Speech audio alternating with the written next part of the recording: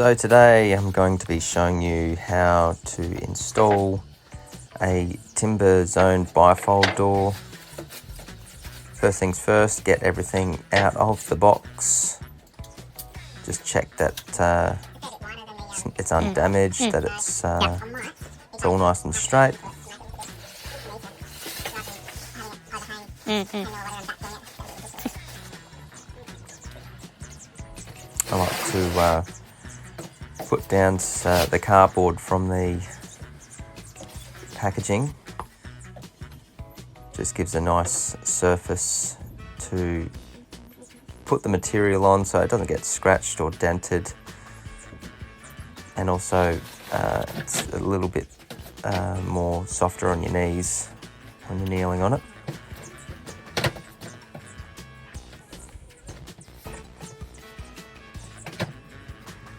I'm just cutting off the little overhangy bits.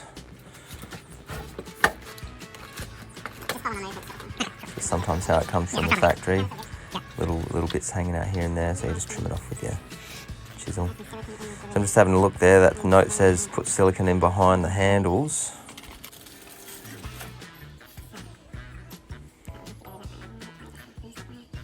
So I'm just working out which direction the wheels have to go in there, so that when I put the door up, once the frame's all in place, the wheels will be facing the right way, which would be nice, because then the door can actually open.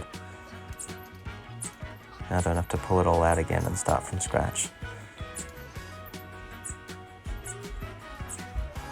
So there, I'm actually took that hinge sleeve off, the hinge leaf off, and flipped it around because it was actually put together the other way around. Sometimes that's the way things come from the factory.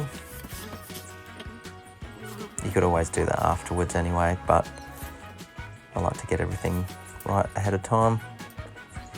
So I'm just working out the height of where the hinge is in reference to the jamb, because the jamb has pre-drilled holes, pilot holes for the hairline hinges, which are going to go on there. And so by looking at the height of the hinges on the door and then on the jamb, and then also looking at the height of the hinge leaf that's on the wheels, I can also wind that up the thread so that it's at a height consistent with where it's going to be in relation to that jamb. Once I've done this a few times, once you do a product a few times, you get the feel of it, and so you don't even bother measuring anymore. You just eyeball it and you go, yep, that looks like about 15 to 17 mil. And then you can just wind it to that length, throw it in there, and then it's ready for you when you go to hang the doors.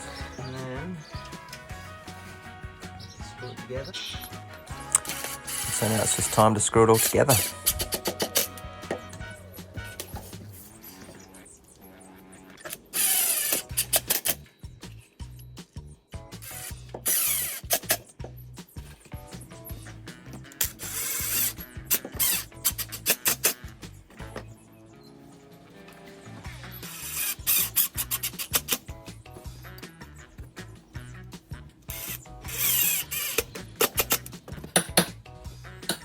So obviously I'm ripping off the old architrave there because I've got to put on some new architrave. These walls were quite skinny. The frame is 120 mil wide or deep, and this one was like 90 mil wide. So what I had to do with this one is install it so that it's hanging over either side of the wall evenly, and then I'm going to reverse fit the architraves, butting the square edge up against the back side of it. I'm not going to be using any of the architraves that are mitered. They come pre-mitered. That can be very convenient on jobs where you've got a very straightforward opening. It's 120 mil thick walls, and there's no reason to not put them on, like a gyprock opening or something like that. They're very convenient to just nail them on as they're cut already to length and shape and everything. It's great.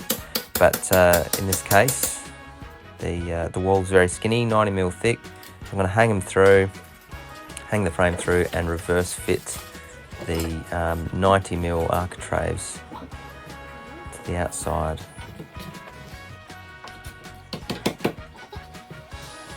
So just wedging it in place. Check the diagonals, get it so it's sitting square. Bifold doors don't like opening and shutting very much if they're not square. I'm just going to screw off the side that the door's going to hinge off of. I'm going to leave the other side until I've got the door on.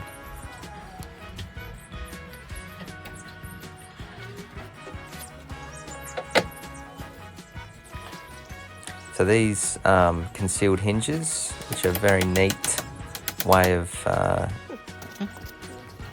installing these doors. It means that you can't see the hinge barrel like you would on a normal timber bifold.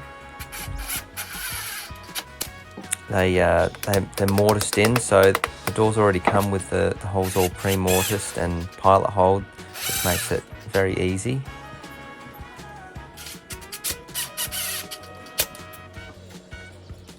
So I just push them in, screw them in.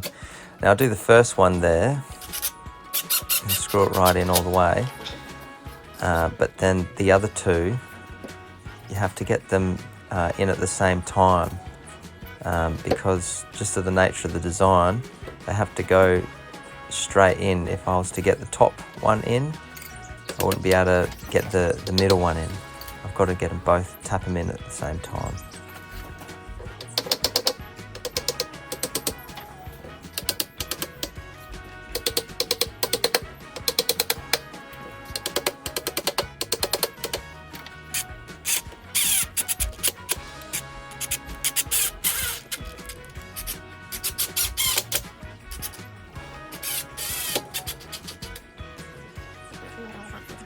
Also putting on the hairline hinges.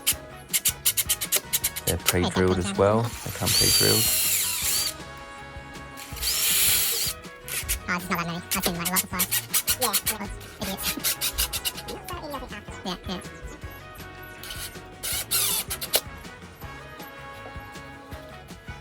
Time to hang it.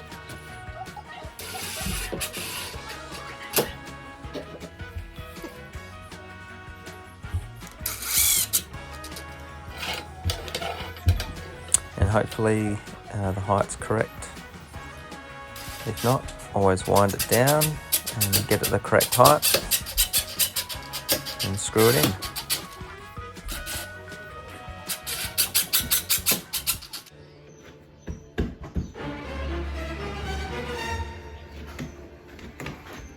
Oh yeah, you want to do a good job of your check measures. You don't want to be spending your time stuffing around with the frame because you haven't done the check measure properly. Bit of silicone behind the handles there. It just comes with one screw to go through the middle. I think that's why the silicone's there, just to make that a little bit stronger. Although these doors, they're not hard at all to operate. I suppose you could put these on before you hang the door as well. That might make it a bit easier. This is my first one, so I just put it on afterwards.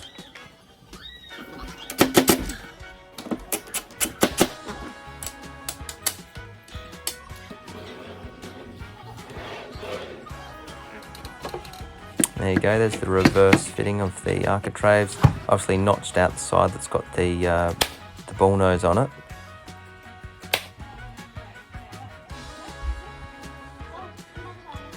And once that's all nailed in, you want to get out your caulking gun. Hit it with some nice white caulking. All your nail holes, any gaps and joins that have got a visible gap, fill it up.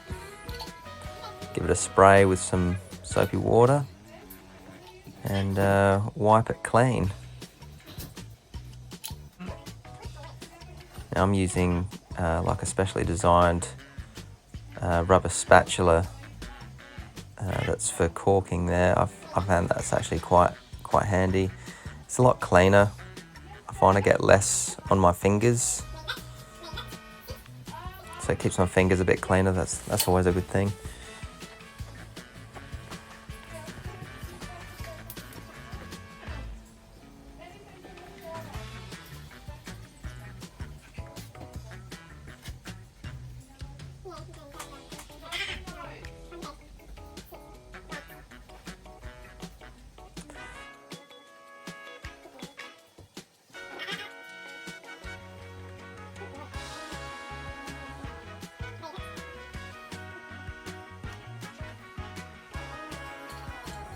Timber zone bifold door, not hard. Main thing is measure it really well. It'll save you a lot of time, and just make sure you take the time to finish the job off neatly with the corking. And also put those, if you've got those white sticky dots, put them over any screw holes in the jambs, and your customers will be happy. It will look brilliant.